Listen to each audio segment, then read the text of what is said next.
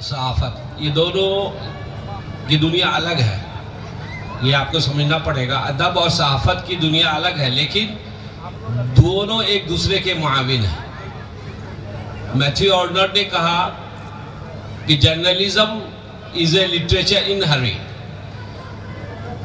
सहाफत उजलत में लिखा गया एक अदब है। क्या वाकई उजलत में लिखी गई चीज़ें वो अदब के ज़ुमरे में आती हैं, सहाफत के ज़ुमरे में आती हैं? ये बड़ी दिलचस्प बात है, ये भी बजना समझना आपको ज़रूरी है। बारीक लकीर है अदब और सहाफत के बीच में। मैं तो ये समझता हूँ कि एक अच्छा अदीब ही एक अच्छा सहाफ़ी हो सकता है, एक अच्छा अदीब ही एक अच्छा सहाफ़ी हो सकता है। इसकी दर्जनों मिसालें हैं आपके पास है, हिंदी उर्दू जर्नलिज्म में दोनों में देखने को मिलेंगी। और दिलचस्प बात है कि हिंदी और उर्दू के जो सहाफत की बुनियाद है वो अदीबों ने ही रखा।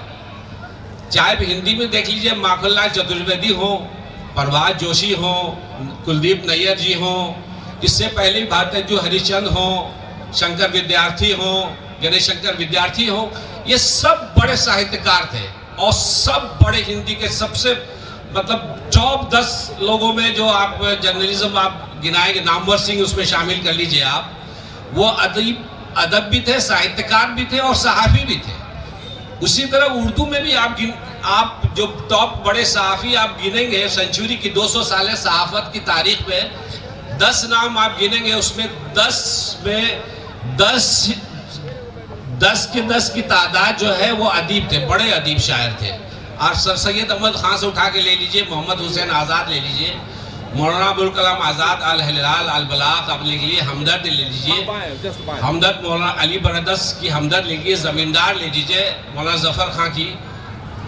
आप गिनेंगे आप तो आपको पता चलेगा कि सारे अदीब बड़े सहाफ़ी थे।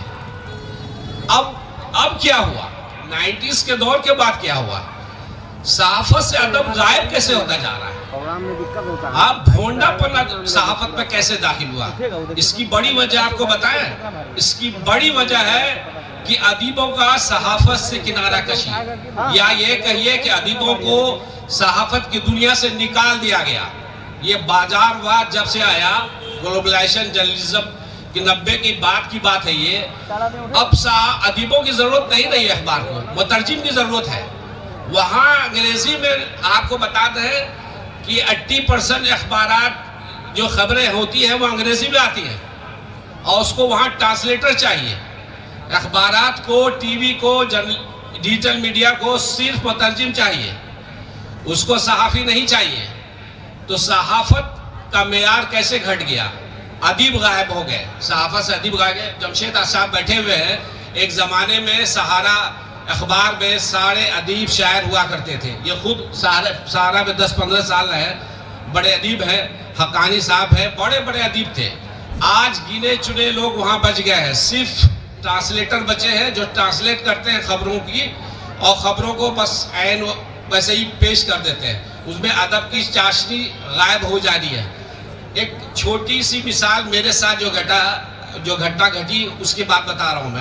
मैं ईटीवी में था, किसी ज़माने में काम करता था।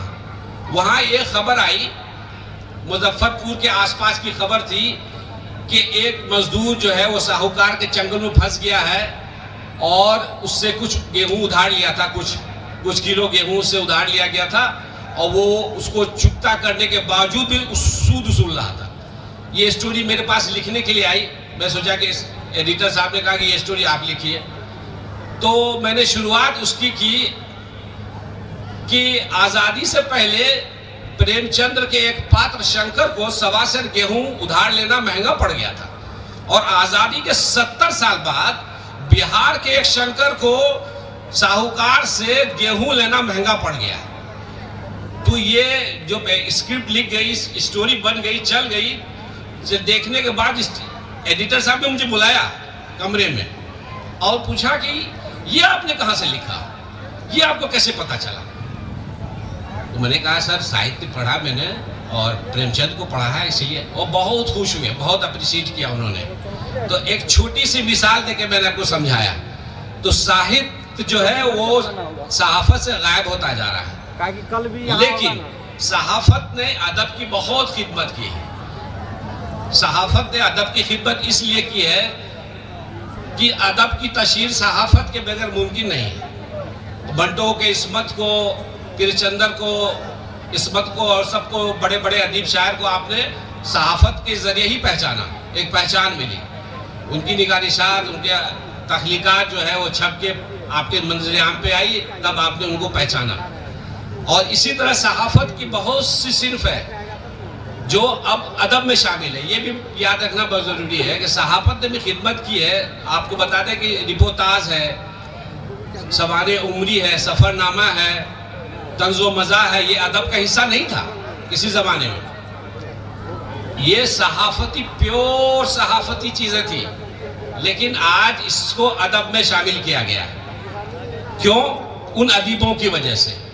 उन अदीबों ने चीज़ों को इस तरह पेश किया, लोगों ने, रिपोर्टाज हो और सब अदब की चीज़ें, सवाने हो, ये सब चीज़ें अदब में शामिल हो गई। इसी तरह रेडियो, टेलीविज़न और इंटरनेट आने के बाद अदब सहाफत से गायब होता चला रहा है। इसकी बड़ी वजह है अदीबों का सहाफत की दुनिया से किनारा कशी। और दूसरी बात है डिजिटलाइजेशन। डिजिटलाइजेशन में ये हुआ, खबरों को जैसे तैसे पेश कर देना है, उसमें अदबियत गायब होती जा रही है। ये बड़ा चिंता का विषय है हमारे समाज में भी, हमारे अदीबों के लिए भी, शायरों के लिए भी।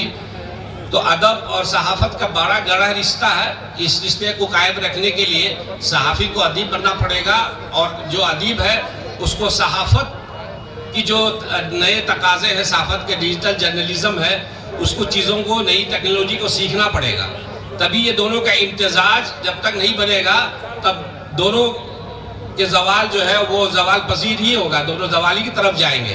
तो दोनों लाजिम मलजूम हैं, दोनों एक दूसरे के सहायक बनकर आगे बढ़े। इसी के साथ मैं अपनी बात खत्म करता हूँ। शुक्रिया।